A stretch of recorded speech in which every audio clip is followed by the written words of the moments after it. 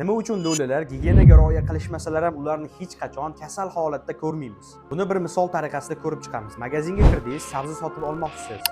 Sotuv rastasida siz sog'lom, ishlatishga yaroqli bo'lgan sabzilarni ko'rasiz.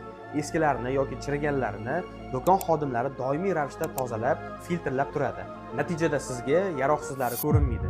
Ana shunday biz ko'chada ko'rishimiz mumkin bo'lgan lo'lilarning aksariyati sog'lomlari yoki ishlashga layoqati borlari hisoblanadi. Aksincha kasal holatdagilari uyida yoki mahallasida vaqt o'tkazganligi sababli bizni ko'zimizga ko'rinmaydi. Shuning uchun bizda shunaqa stereotip shakllanib qolgan. Yana bir sababi ular juda ham faol va harakatchan bo'ladi. Birgina shu harakati tufayli sog'lig'i tiklanaveradi. Uchinchi sababi ko'chmanchi, ijtimoiy yopiq jamoalarda kasalliklar rasmiy hisobga olinmaydi. Shifokorga murojaat qilinmaydi. Yosh aholini ulushi keksalarnikiga nisbatan ancha baland bo'ladi.